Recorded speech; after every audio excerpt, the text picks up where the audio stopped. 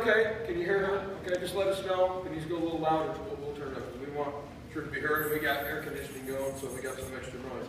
I just sent them 4 questions. At first it was going to be just Joni. And then Jesse said, hey, yeah, I'm part of this too. Which, a lot of dads just, you know, they're like, no. But I think it's awesome. Aren't you glad Jesse's here today? Dads, I've told this before, Mother's Day at church, everybody's like, mothers are great. Father's Day, you know, you guys are a bunch of deadbeats. Here's some statistics why. We need to raise up godly men, and when they're godly men, we need to encourage them. And so we're really glad Jesse's here today. I sent them 4 questions. I said, if you want to change them, if you don't like them, whatever. I didn't really know what to ask, but they said that all 4 questions seemed to be okay. So I'm just going to ask them the questions. I'm going to let them talk to you. I don't know what they're going to say. We haven't scripted this. I have the scripted questions, but the answers are not scripted. Maybe they are in their heads.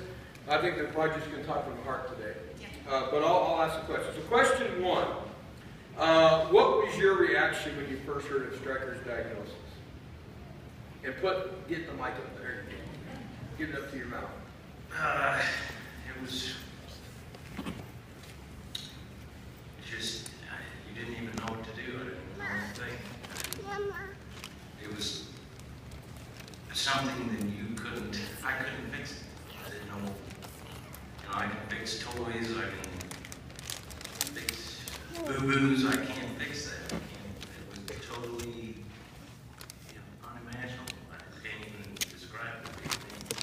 I was totally lost. We had waited at St. Louis 2 months for a diagnosis. So we had learned more about Stryker, how much pain he had gone through. We were starting to understand it and accept it on a level that the doctors could not even find the answers for. So by the time we got this diagnosis, we pretty much knew how bad it was. And in 2 months of waiting and praying and not sleeping with a sick baby, you have already handed everything over to God. When we did get the diagnosis, my immediate response was to pray. And I did so in my head, right there with the doctor in the room sitting right next to me. And what I heard back was, lean on me. And it wasn't from him. It wasn't from my husband. It wasn't from Stryker's dad. It was from my Heavenly Father. And that's when I knew we were chosen to endure something that no one else had. The diagnosis was a rare disease, a rare blood disorder that they could not even understand under a microscope. Wow. The first to have ever had this, that impacted us on a level that we couldn't even fathom, and we knew that we had a higher responsibility, not only to our family, but to Stryker and to the Lord, and to remain in prayer. Can you guys kind of tell us, for maybe some that aren't familiar, what was the diagnosis? What did you deal with?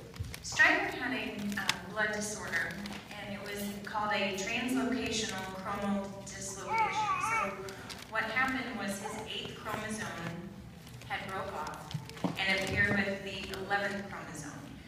Normally it's 8 and 9 might pair together. This happened to be 8, skip a few, then 11. What happened with this mutated cell was it started reproducing straight from his bone marrow at a rate that it took up 74% of his blood by the time they saw it or found it. And this posed itself as leukemia-like symptoms. His white count was extremely high. His eosinophils happened to be high versus the leukocyte cells, which you normally have in leukemia. His eosinophils in a normal range of you and me sitting in the audience would be anywhere from 500 to 800, and Stryker's was 40,000. And this was the day that we found it, almost exactly a year and